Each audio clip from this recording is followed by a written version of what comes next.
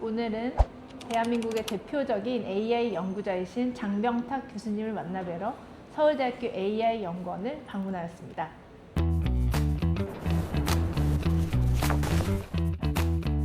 네, 안녕하세요.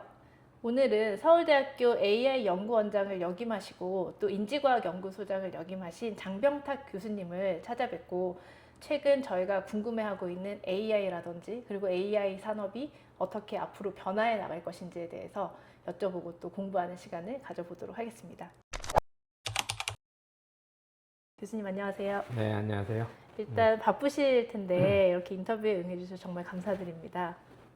네, 그래서 저희가 먼저 질문을 조금 쉬운 것부터 드리자면은 AI가 실제로 지금 기업들이 많이 사용하는 것처럼 언론에서는 많이 보여집니다. 근데 정말 실제로 그 AI가 기업에 돈을 벌어들이고 있나요? 그렇죠. 사실 지금 적어도 최근에는 그렇게 됐습니다.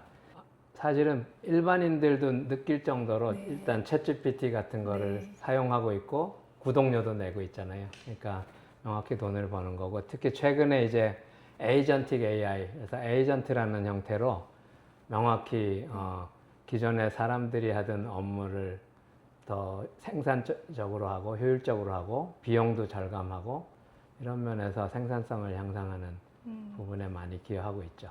그래서 사실은 다양한 산업 분야가 있는데 뭐 소프트웨어, 바이오, 금융 등등해서 다양한 산업 분야에서 AI를 적용하는 속도가 좀 다 다를 것 같은데요. 실제로 어떤 산업 분야에서 이렇게 이익을 만들어내고 있는 게 보이는 분야들이 좀 있나요? 그런 면에서 보면 최근 AI는 이제 데이터를 가지고 학습을 하고 그거에 기반해서 예측도 하면서 지능을 갖는데, 데이터가 얼마나 있느냐에 그 관계되는 거라고 볼 수도 있습니다. 전통적인 인터넷 비즈니스나 이런 데가 기본적으로 데이터가 많이, 고객 데이터도 많이 축적돼 있고 그러니까 바로바로 적용이 돼서 기여하고 있고, 그에 반해서는 아직 그 약간 전통적인 제조업이나 이런 데가 조금 느린 편인데, 이제 최근에 대두되는 피지컬 AI 이런 걸 통해서 AI가 사실 그런 분야도 확장하고 있습니다. 지금 말씀 주신 것 같은 경우는 산업의 이제 뭐 바이오 섹터별로 이렇게 말씀을 주셨는데, 저희가 AI 산업 자체로 봤을 때 또 세 종류의 기업이 저희는 존재한다고 볼 수 있을 것 같습니다. 첫 번째는 AI 모델 자체를 만들어내는 뭐 챗GPT, 뭐 구글이라든지 오픈 AI라든지, 아니면 두 번째는 팔란티어처럼 실제로 AI를 산업과 이제 연결시키는 기업이 있고, 또 그 다음에는 반도체 클라우드 기업처럼 그 AI 인프라를 만드는 기업이 세 종류로 구분을 해볼 수가 있을 것 같은데요. 이랬을 때 앞으로 가장 성장할 것 같은 또 유망한 산업 분야가 있을까요? 일단 세 분야 다 아마 성장을 아직은 훨씬 더 해야 될 거고요. 그 AI 모델이나 이런 부분에서도 아직 더 발전해야 되고, 그 다음 특히 인프라는 여전히 더 계속 필요하고, 그 다음에 아마도 장기적으로 볼 때 더 계속 성장할 수 있는 건 특정 도메인 안에서 현장에서 일어나는 데이터를 기반으로 AI가 적용돼 가지고 뭔가 레버뉴도 내는데 그 기여하고 이런 부분이 특히 그럴 것 같습니다. 그래서 특정 현장이나 이런 부분하고 아니면 새로 나오는 그 피지컬 AI 분야 이런 부분은 이제 초기에 불과한 것 같습니다. 아직 크게 성장할 것 같습니다. 그러면은 정말 AI 시장이 저희가 막 지금 과열되었다고 언론에서도 얘기 많이 하고 사람들도 그렇게 생각을 하시는데, 저희가 지금 초입 단계에 있다고 보면 될까요? 아주 큰 시각에서 보면 제가 보기엔 AI, 진짜 AI는 이제 시작일지도 모릅니다. 그러니까 데이터로 아까 다시 말씀드리면 LLM 같은 경우는 지난 인터넷에서 30년 동안 모인 데이터에 기반해 가지고 그 다음에 이제 이걸 학습해서 AI가 시작이 일찍 된 거고, 그에 비해서 아직 데이터화되지 않은 게 많이 있거든요. 이제 영상도 사실은 잘하는 것 같지만 아직은 초입에 있습니다.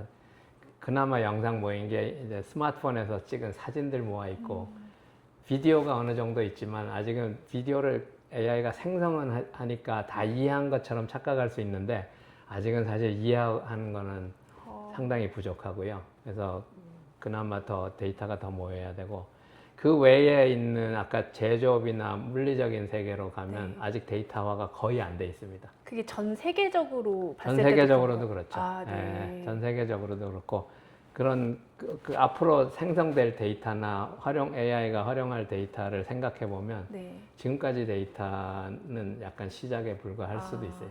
그러면은 저희가 AI가 등장하고 사람들이 챗GPT 뭐 이런 것들을 쓰면서 AI가 발전하는 속도가 굉장히 빠르다라고 이제 체감을 하시는데 앞으로 변화할 속도는 지금까지에 비해서 어떻게 생각을 하면 될까요?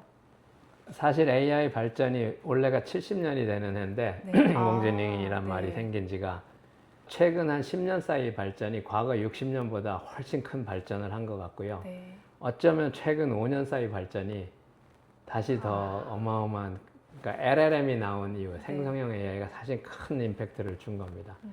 인공지능이 오랜 동안 기계를 똑똑하게 만들기 위해서 지식을 넣어주려고 수십 년을 연구했는데 옛날 방식으로 집어넣어주는 방식은 통하지 않았는데 이제 AI가 스스로 글을 읽어가지고 스스로 학습을 해서 지식을 스스로 쌓아가게 했더니 상당히 다른 놀라운 일이 일어난 거고, 그런 방식의 AI는 최근에 시작된 거고, 그 읽어야 될 데이터, 학습해야 될 데이터가 뭐 계속 생긴다면은 이제 그러니까 훨씬 더 많은 발전이 사실 있을 수 있을 것 같습니다. 그래서 사실 저희가 산업 구조를 분류하거나 이렇게 볼 때 특정 산업을 AI 산업이라고 얘기하기보다는 지금은 이게 굉장히 혼란스러운 게 예를 들어서 뭐 에이전틱 AI, 피지컬 AI, 그리고 뭐 로봇 이렇게 막 적용이 되면서 AI가 적용되는 시장이 점점 확산되고 있는 것 같은데 저희가 보고 있는 게 맞고 또 그 범위가 더 넓어질까요? 그 AGI도 종종 얘기하잖아요. 네, 그러니까 네. Artificial General Intelligence. 인공지능이 사실 기본적으로 이게 파급력이 큰 기술인 이유는 범용성이에요. 예. 그러니까 이게 똑같은 문서를 학습할 수 있으면은 그게 금융에 관한 문서든 심지어는 예술에 관한 문서든 문학이 되든 법률 문서가 되든 다 적용될 수 있는 이 어마어마한 범용성입니다. 네. 그런 면에서 파급력이 큰 거죠, AI 기술이. 예. 그러면은 저희가 이제 조금 시각을 밖으로 돌려서요. 보면은 지금 뭐 AI 패권이라고 얘기할 정도로 각 나라별로 AI에 대한 그 경쟁이 엄청 지금 치열한데요. 교수님께서 보시기에 결국 가장 선도할 국가? 좀 질문이 너무 좀 편협하긴 할 수도 있지만 어쨌든 가장 선도할 국가 또는 선도할 기업 혹시 보이시나요? 우리가 이제 3강 얘기를 합니다. 이제 그 AI 3강. 네.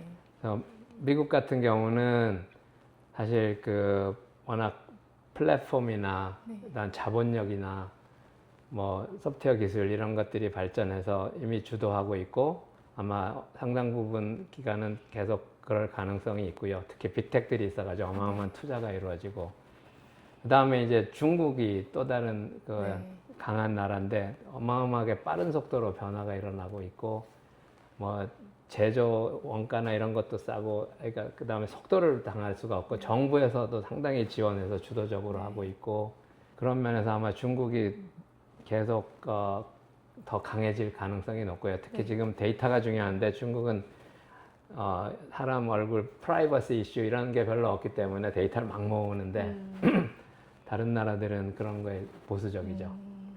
그에 비해서 우리나라도 사실은 잘하고 있고요. 3강일 가능성이 높습니다, 이미.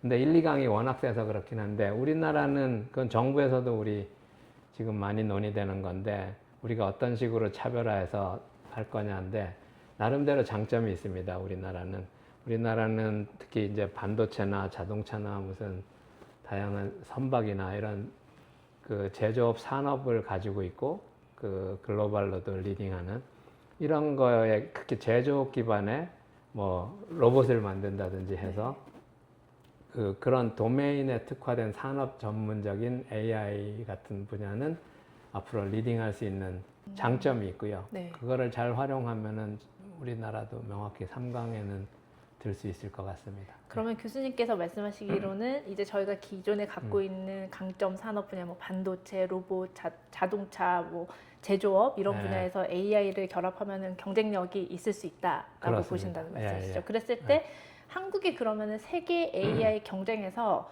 이기려면 반드시 뭐 확보해야 되는 기술이라든지 아니면 이런 환경이 좀 갖춰져야 된다 이렇게 보시는 관점이 있으실까요? 그런 면에서 보면 저희가 그런 생태계, 어떻게 보면 우리나라의 장점이 거의 다양한 제조 산업을 다 가지고 있는 이런 나라가 사실은 전 세계적으로 별로 없다고 합니다. 아, 네. 우리나라가 자동차 산업도 있죠, 반도체 산업도 있죠, IT나 통신망 이런 것도 인프라가 상당히 잘 갖춰져 있죠. 이런 거를 잘 엮고 그걸 그런 생태계를 활용하면은 네. AI 분야에서도 네. 사실은 우리가 리딩할 수 있는 점들을 가지고 있습니다. 네. 근데 아마 교수님께서 학교에 계시지만 많은 산업계나 정부 정책을 자문을 하시는 역할도 많이 하신 걸로 제가 알고 있는데요. 네. 그랬을 때 교수님께서 보시기에 아직까지 이런 부분이 좀 허들로 작용한다 이런 게 있으실까요? 있죠. 있는데 특히 이제 지금 AI 산업이나 이런 게 일어나는 걸 보시면은 놀라울 정도로 빨리 급성장하고 네. 투자 규모도 어마어마합니다. 뭐 몇백억 얘기가 아니고 몇백조 얘기를 그냥 얘기하는데 이런 우리나라가 이제 약간 제조 산업으로 성공을 계속 해온 나라이기 때문에 대신에 제조업 문화하고 지금 AI가 발달하는 건 상당히 다른 문화적인 차이가 있어요.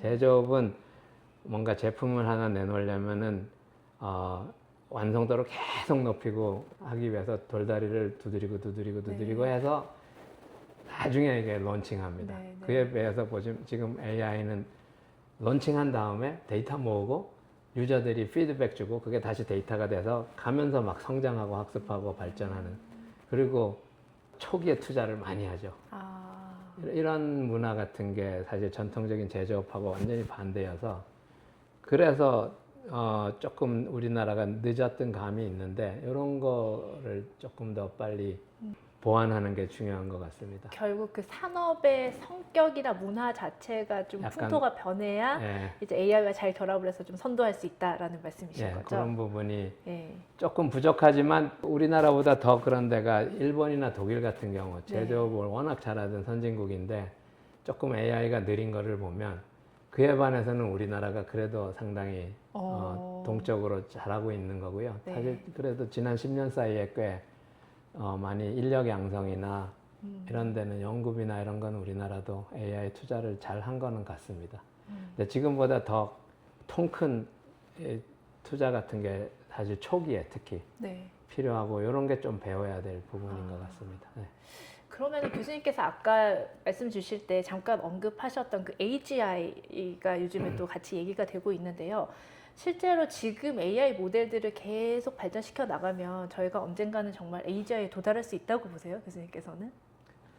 그럴 수는 있기는 있죠. 물론 AGI를 이제 논할 때 상당히 철학적인 부분도 논할 수도 있고 그런데 정말 사람처럼 범용의 네. 사람 같은 인공지능을 만든다고 보면 여러 가지 아직 부족한 게 많은데, 근데 최근에 아직 LLM이 발전하면서 이미 AGI 비슷하게 도달했다고도 보는 분들도 있잖아요. 네, 네. 그러니까 언어를 가지고 내가 범용의 모든 일, 아까 말씀드린 것처럼 금융, 법률, 의학, 뭐 예술까지도 다 아는 것처럼 하는 상당히 범용 이제 지능이 온 것처럼 보이는데, 좀 더 크리티컬하게 보면은 아직은 글로만 학습을 했기 때문에 진짜 범용에 그걸 다 이해하거나 한 건 아닌 것 같고, 앞으로 오고 있는 이제 피지컬 AI가 보완된다면 그러면 좀 더 가까이 다가갈 수는 있죠.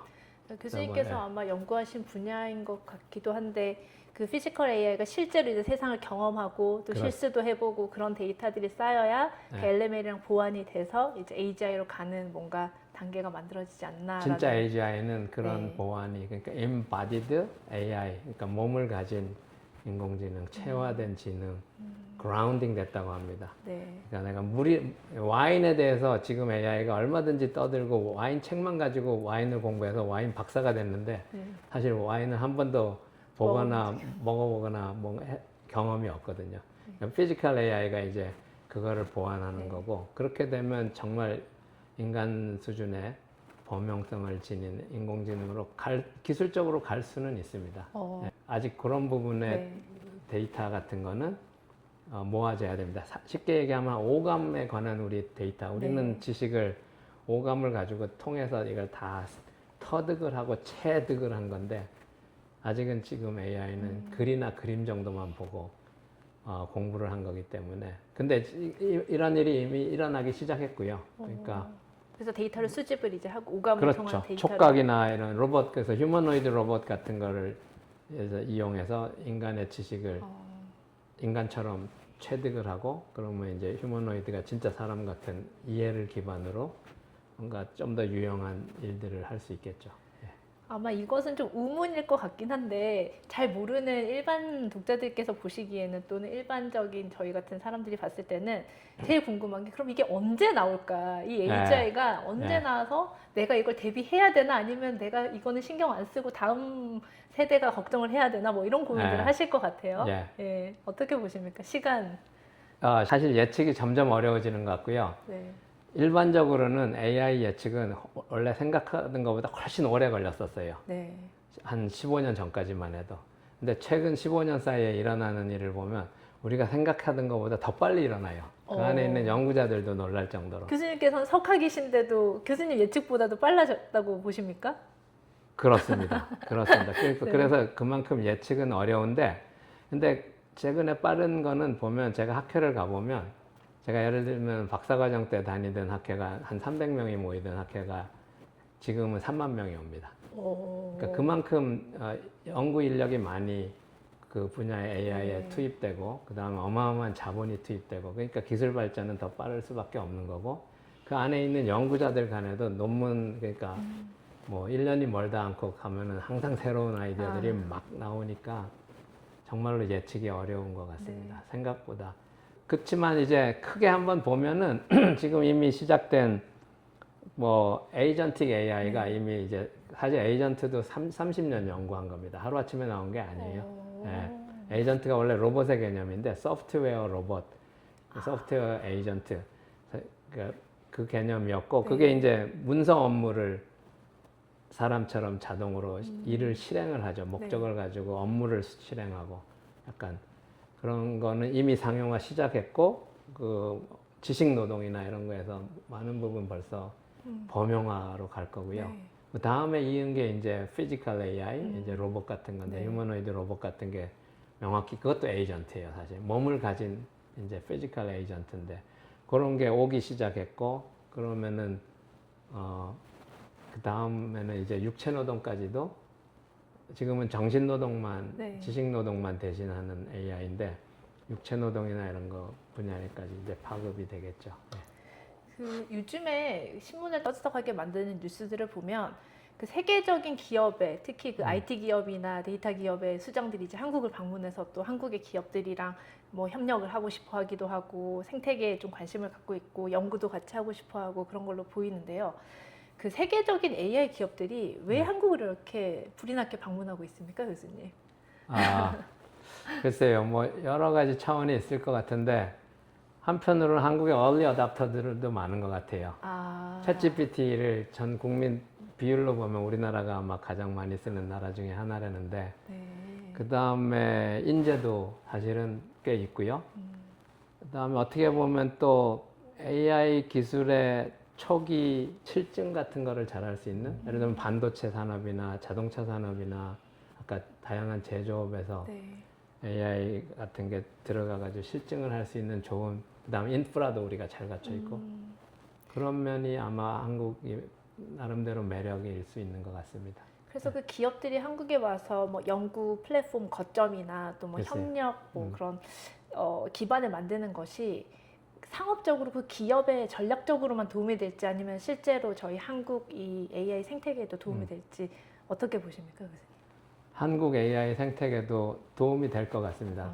그 다음에 왜냐하면 글로벌 시각에서 우리가 경쟁력을 갖추는 거를 미리 해볼 수 있기 때문에 한편으로는 약간 경쟁이 될 수도 있죠.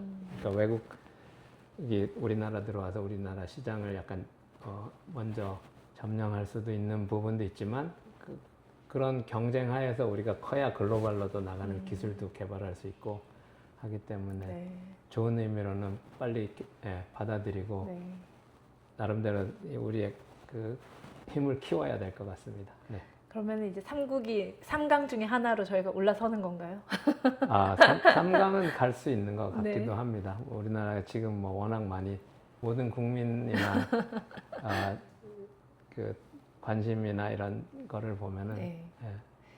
결국 사실은 저희가 이렇게 막 AI에 대해서 관심을 가지고 공부를 하고 그리고 좀 앞으로 어떻게 미래가 변화될까, 산업계가 어떻게 변화될까 고민을 하는 이유는 결국 내 삶에 이 AI가 이제 어떻게 영향을 미칠지 다들 좀 두려워하시는 것 같으세요. 네. 물론 뭐 전공을 하시는 박사님들이나 뭐 학자들께서는 다른 이슈로 관심을 가지시겠지만, 그래서 교수님께서 보시기에 이게 좀 또 우문일 수도 있지만 앞으로 10년 동안 AI나 로봇이 인간의 일이나 삶을 바꿀 때 어떤 부분에 있어서 그냥 일상생활이 가장 크게 변화할 거라고 보십니까? 그렇죠. 사실은 특히 직업 관점에서 보면 네. 사람들이 지금 하고 있는 일들을 AI가 계속 넘보고 있고 도와주다가 이제 대체하기도 하고 그러는데 네. 사실 이게 어쩔 수 없는 부분이긴 합니다. 그런 면에서 사람은 제가 그럼에도 불구하고 저는 사람은 끊임없이 AI가 아무리 발전해도 끊임없이 우리가 할 수 있는 일이 있다고 믿고요. 그리고 그걸 적극적으로 찾는 노력은 해야 되는 것 같은데 네. 지금 시점에서 보면 벌써 어떤 방식으로 사람은 더 생각을 해야 되는가를 생각해 보면 이제 뭔가를 실행하고 이런 거는 이제 예를 들면 글 쓰고 이런 거 뭐 같은 경우 초안을 작성하거나 이런 거는 사실 기계가 뭐 순식간에 해내죠. 시간이나 이런 건. 네. 대신에 진짜로 사람들은 그 위에서 이게 진짜 중요한 건가, 가치가 있는 건가, 아니면 이게 뭐 도덕 윤리에 또 맞는 건가, 뭔가 이런 부분을 봐줘야 되고, 아니면 약간 관리하는 거. 한 단계 위에서 사람들은 생각하고 AI는 좋은 툴로서 활용을 적극적으로 해야 되는 방식으로 사고를 조금 전환해야 되는 것 같습니다. 각자가 하고 있는 어떤 업이든 간에 그 업에서 AI를 내가 관리 감독 활용하고 그렇죠. 관리 감독하고 모니터링 방향을 지시해주고 뭐를 할지를 결정을 해주고 네. 뭐가 더 중요한지 이런 거는 여전히 사람이 해줘야 되는 부분입니다. 그러면은 지금 언론에서 얘기하고 있는 AI가 물론 인간의 일자리를 많이 뺏어가기도 하지만 그것 때문에 생겨나는 일자리도 있다라는 얘기가 많이 있죠. 일면 맞을 수도 있겠네요. 예. 아, 예전에 컴퓨터가 발명되면서 네. 사실은 많은 없어진 잡도 있지만 사실은 새로운 IT 산업이라는 게 생겼잖아요. 그런 것처럼 네. 새로운 직업은 또 만들어지는데 물론 적극적으로 그거를 먼저 발굴하고 찾아내서 하는 나라는 선도할 거고 거기에 뒤처지면 다시 진보를 멈출 수는 있겠죠. 그래서 지금 사실 교수님께서는 AI 전문 학자이시지만 굉장히 다양한 질문들을 받으실 것 같으세요. 왜냐하면 사람들이 이 세상이 좀 많이 낯설기도 하고 그리고 변화가 두렵기도 하기 때문에 그런 질문들을 많이 하실 텐데 특히 철학적인 질문을 좀 많이 받으실 것 같으세요. AI에 대해서 인간이 대체될까 뭐 그런 질문들을 받으실 것 같은데 저도 하나 해보고 싶습니다, 교수님. 그래서 오히려 앞으로 AI 시대 때 인간이 가진 어떤 가치나 능력 중에 그 가치가 더 높아질 것이 있을까요? 그게 무엇일까요가 이제 저희 거의 마지막 질문일 것 같은데요. 물론 너무 철학적인 질문이라서 좀 우문이긴 하지만 현답을 기대해 보도록 하겠습니다. 사실 어려운 질문이고요. 사람이 하는 걸 웬만한 거를 사실은 기계가 흉내는 내는데 정말 사람처럼 하는 거라고 생각하기는 아직 어렵고요. 물론 철학적인 논의도 있습니다.